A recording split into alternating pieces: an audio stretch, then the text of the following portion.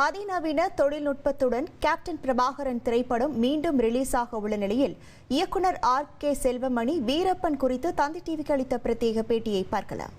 Sir, நீங்கள் படம் எடுக்க சமயத்தில் வீரப்பன் எப்படி இருப்பான்றது மக்களுக்கு தெரியாது. இது ஒரு உருவமாக நீங்கள் கதைக்கு பண்ணுறீங்க.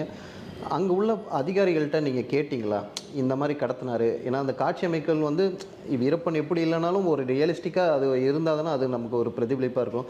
அதிகாரிகளெல்லாம் மீட் பண்ணிங்களா, பேசுனீங்களா? அவங்க சொல்கிற இன்புட்டை வச்சு அந்த கதை அவங்க அந்த கேரக்டரைசேஷன் உருவாக்கப்பட்டதா? ஒரு விஷயம் சொன்னால் இப்போ அது இது போய் உண்மைன்னு நிறைய பேர் கமெண்ட் அடிக்கிறாங்க. அதனால் நான் அது விஷயத்தை பேச விரும்புவதில்லை. ஆக்சுவலாக நான் வீரப்பனை நேரடியாக சந்தித்தேன். சந்திக்கும்போது நான் ஷோலே மாதிரி ஒரு படம் பண்ணுங்கிறது என்னோடது. அதுக்கு ஒரு வில்லன் வேணும். அதுக்காக தான் அம்ஜத் கான் மாதிரி ஒரு கேரக்டர் வீரப்பனை சூஸ் பண்ணிட்டேன். அவ்வளோதான் நான் முதல்ல எடுத்தது.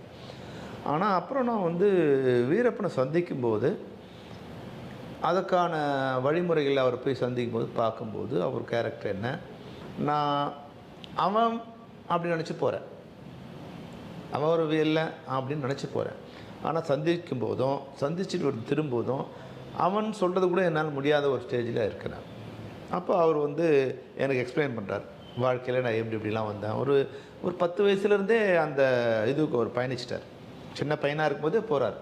போகும்போது அவரை எப்படிலாம் பயன்படுத்துகிறாங்க. அவருக்கு மற்றவங்களுக்கு இல்லாத ஒரு மதிநுட்பம் விலங்குகளுக்கே இருக்கக்கூடிய ஒரு மதிநுட்பம் அவருக்கு இருக்குது.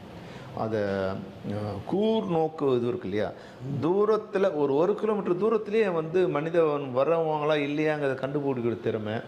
அது மிருகங்களோட சத்தத்தை வச்சு ஒரு பறவை இப்படி பறந்ததுன்னா பறவை ஏன் பறக்குது, சாதாரணமாக கீழே இருக்கிற ஏதோ ஒரு அனிமல் வந்ததுன்னா அது இப்படி போய் நிற்குமா, பறவை நின்றுட்டு அந்த அனிமல் போனோம்னு கீழே இறங்குமா, இசுக்குன்னு மேலே வரும், அது துரத்துனா அப்புறம் அங்கேயே தான் நிற்கும், பறக்காதான். அது போன பிறகு மறுபடியும் தன்னோட இறை இருக்கும்.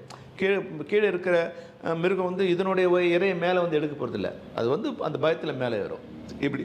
அப்புறம் சாதாரணமாக கிளம்புறதா இருந்தால் மெதுவாக இப்படி தான் கிளம்புமா, இப்படி கிளம்பாது, இப்படி கிளம்பும். மனிதர்கள் வராங்கன்னு மட்டும் அது கிளம்பி அந்த இடத்த விட்டு வெளியே எடுத்து இது அவர் சொன்னது அதெல்லாம். அப்போது விலங்குகளோட சத்தம், காற்று, இதையெல்லாம் வச்சு இது பண்ணுறது. அப்போ நான் அந்த கேரக்டரைசேஷனை அதுக்கேற்ற மாதிரி உருவாக அது ஒரு காட்சியிலே கூட நீங்கள் வச்சுருப்பீங்க. அந்த கிளைமேக்ஸ் சீனில் அந்த சத்தம் கேட்கும் போது போலீஸ் வந்துட்டாங்க, போய் இது பண்ணுங்கன்னு சொல்லிட்டு. ஆமாம். அப்புறம் என்னென்னா அந்த கேரக்டரைசேஷன்